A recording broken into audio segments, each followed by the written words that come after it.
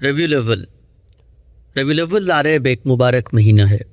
اس مہینے میں وہ ہستی دنیا میں تشریف لائی جسے پروردگار عالم نے قیامت تک کے لیے اپنی آخری حجت اور روئے زمین پر اپنی حتمی ہدایت دے کر مبعوث فرمایا۔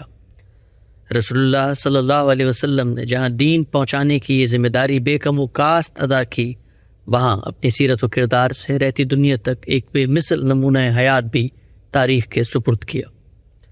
یہ مہینہ اگر آپ سے تعلق کی یاد تازہ کرنے، آپ کی سیرت و سوانح کو جاننے، آپ سے محبت کے جذبات کو بڑھانے کا سبب بنے تو یقیناً ایک نعمت سے کم نہیں ہے۔ لیکن انسان بالعموم حقیقت سے ہٹ کر نظریات اپناتا ہے اور اپنے تعلق کے اظہار میں اعتدال کو چھوڑ کر افراط و تفریط کا شکار ہو جاتا ہے۔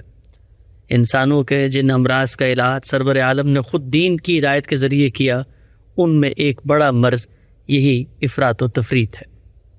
لہٰذا ربیع الاول وہ بہترین وقت ہے کہ جب رسول اللہ صلی اللہ علیہ وسلم سے متعلق بعض قائم شدہ تصورات کو خود آپ کے دیے ہوئے دین کی روشنی میں تازہ کر لیا جائے۔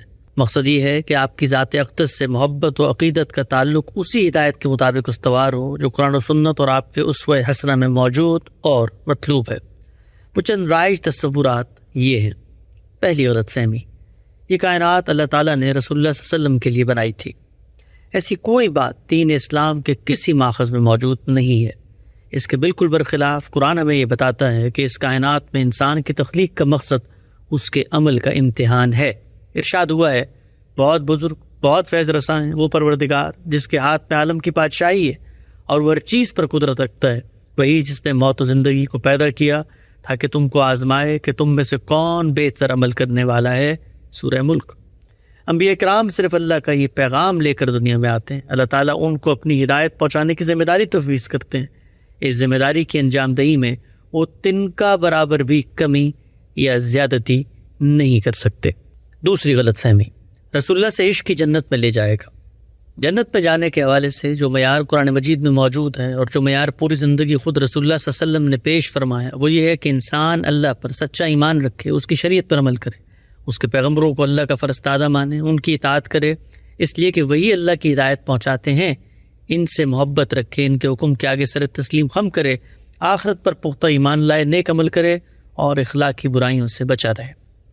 تیسری غلط فہمی، سارے نبی تیرے در کے سوالی۔ قرآن مجید نے ہمیں یہ بتایا ہے کہ اللہ کے نزدیک دین ہمیشہ سے ایک ہی رہا ہے اور وہ اسلام ہے۔ اسی دین کو دنیا کے کونے کونے تک پہنچانے کے لیے اللہ تعالیٰ نے انبیاء کرام کا سلسلہ جاری فرمایا۔ اس سلسلے کے پہلے پیغمبر سیدنا آدم تھے۔ یہ ابلاغ اللہ نے قوموں کے انتخاب کے ذریعے بھی کیا۔ اس سلسلے میں امام الرسول کی حیثیت سیدنا ابراہیم کو حاصل ہے۔ اس مشن کے لیے نبوت ان کی ضروریت میں خاص کر دی گئی۔ رسول اللہ صلی اللہ علیہ وسلم انہی کے بیٹے سیدنا اسماعیل کی قوم میں مبعوث کیے گئے، لہٰذا آپ صلی اللہ علیہ وسلم ان بے شمار پیغمبروں میں سے دین اسلام کے آخری رسول ہیں۔ تمام انبیاء کی ہدایت عالمی، آفاقی اور اصل اسلامی کی تھی۔ قرآن مجید انبیاء میں سے کسی ایک کی مطلق فضیلت کے تصور کی نفی کرتا ہے، چنانچہ اس نے اہل ایمان کی صفت بیان فرمائی ہے۔ ان کا اقرار ہے کہ ہم اللہ کے پیغمبروں میں سے کسی کے درمیان کوئی فرق نہیں کرتے، اور انہوں نے کہہ دیا کہ ہم نے سنا اور سر اطاعت جھکا دیا۔ البقرہ۔ چوتھی غلط فہمی، بھر دو جھولی میری یا محمد۔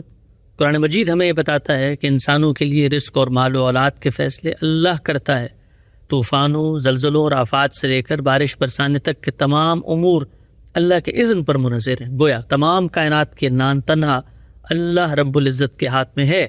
ان معاملات میں نہ کوئی اس کا ہمسر ہے، نہ شریک و سہیم، لہٰذا سیدنا آدم سے لے کر محمد رسول اللہ صلی اللہ علیہ وسلم تک سب اسی کے بندے ہیں، اس کے محتاج ہیں اور اسی کی عنایت کے طلبگار ہیں۔ وہ اسی کی منشا کو پورا کرنے کے لیے جیتے رہے اور اسی کی رحمت کی امید میں دنیا سے رخصت ہوئے۔ ارشاد ہوا ہے، تم اعلان کرو اے پیغمبر، حقیقت یہ ہے کہ اللہ یکتا ہے، اللہ سب کا سہارا ہے، وہ نہ باپ ہے، نہ بیٹا، نہ اس کا کوئی ہمسر ہے۔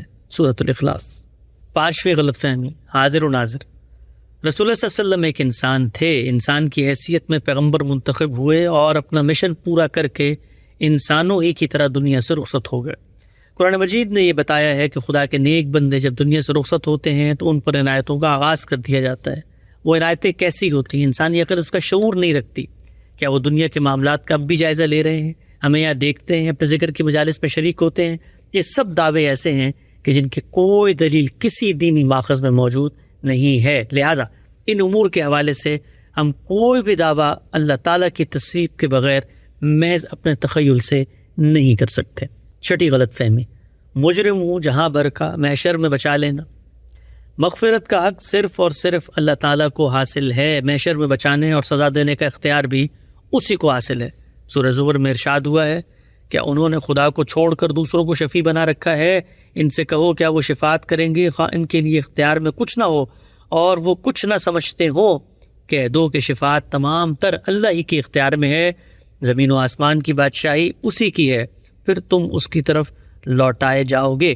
چنانچہ جہاں بھر کا مجرم بننے کی سزا سے کوئی نہیں بچا سکتا، وہاں اللہ انصاف کریں گے، اور انہوں نے یہ بیان کر دیا ہے اس دن جب وہ بولیں گے جنہیں رحمان اجازت دے اور وہ صحیح بات کہیں۔ سورۃ النبأ۔ لہٰذا نبی کی شفاعت کا مطلب یہ نہیں ہے کہ مجرم کو بچا کر انعام یافتہ بنا دیا جائے۔